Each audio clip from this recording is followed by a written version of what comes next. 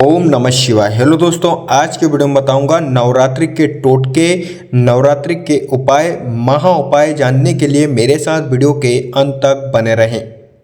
हर व्यक्ति चाहता है कि उसे इस संसार में सभी सुखों की प्राप्ति हो। इसके लिए वह कठिन परिश्रम करता है, लेकिन कई बार लाख प्रयास करने के बाद भी उसे कई कार्यों में सफलता नहीं मिलती है। शास्त्रों के अनुसार नवरात्रि के 9 दिन शक्ति से भरे हुए, अत्यंत जागृत एवं माँ दुर्गा की कृपा प्राप्त करने के दिन होते हैं। इस दिनों में माँ की पूर्ण श्रद्धा से आराधना करने एवं कुछ खास टोटके को चुपचाप करने से सभी मनोरथ अवश्य पूर्ण होते हैं। चलिए जानते हैं कि वो टोटके और वो उपाय कौन से हैं। अब तक आपने चैनल को सब्सक्राइब नहीं किया हो तो सब्सक्राइब कर लीजिए और बेल आइकन के बटन को दबाना ना भूलें। चलिए वीडियो स्टार्ट करते हैं।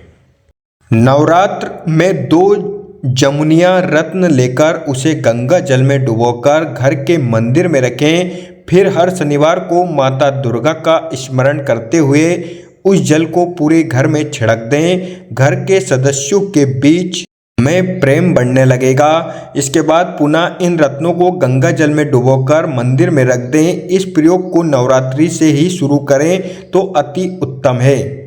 नंबर 2, नवरात्र में एक नए झाड़ू की 2 सीखों को उल्टा सीधा रखकर नीले धागे से बांधकर घर के नेतृत्व कोण दक्षिण पश्चिम हिस्सा में रखने से पति पत्नी के मध्य प्यार और परिवार के सदस्यों में सहयोग बढ़ता है। नंबर 3, दाम्पत्य जीवन में परस्पर प्रेम और सहयोग के लिए नवरात्रि में किसी भी दिन एक उपाय को अवश्य करें।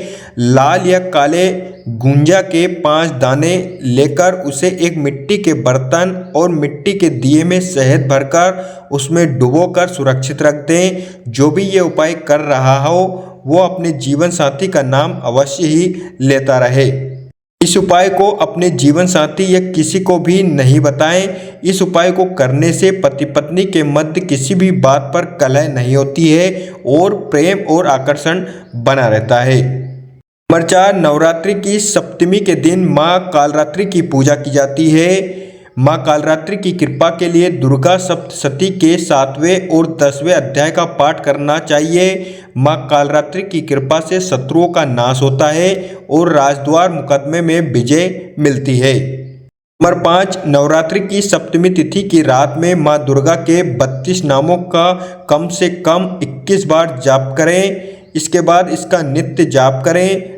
तंत्र शास्त्र में इसे बहुत ही लाभकारी माना गया है।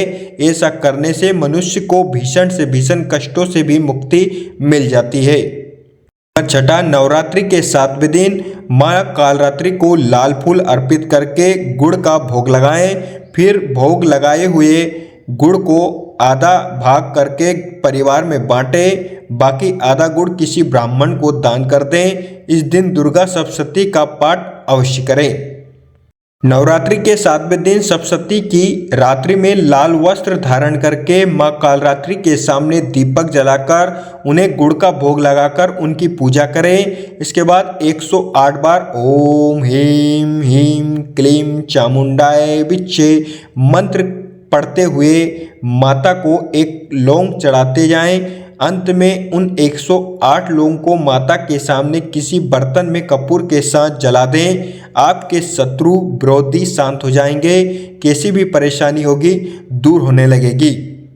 नवरात्र के शनिवार को सूर्योदय के पहले पीपल के 11 पत्ते लेकर उन पर राम नाम लिखकर इन पत्तों की माला बनाकर इसे हनुमान जी को पहना दें। इससे कारोबार की सभी परेशानियां दूर होती है। यह प्रयोग बिल्कुल चुपचाप करें। नंबर 9, यदि किसी जातक का लाख प्रयासों के बावजूद भी कर्जे से पीछा नहीं छूट रहा है तो वे नवरात्रि के माँ के श्री चरणों में 108 गुलाब के पुष्प अर्पित करें। प्रातः माता की पूजा के समय 1.25 किलो साबुत लाल मसूर लाल कपड़े में बांधकर अपने सामने रख दें। घी का दीपक जलाकर माता के किसी भी सिद्ध मंत्र का 108 बार जाप करें। पूजा समाप्त होने के पश्चात मसूर को अपने ऊपर से 7 बार उसारकर किसी भी सफाई कर्मचारी को दान कर दें। इससे माता की कृपा से कर्ज से छुटकारा मिलने का रास्ता बनने लगेगा।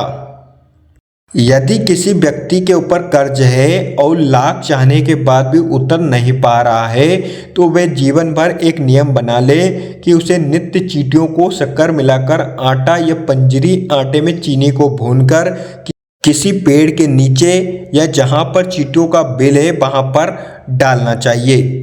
इस प्रयोग को लगातार करते रहने से कर्ज समाप्त हो जाता है।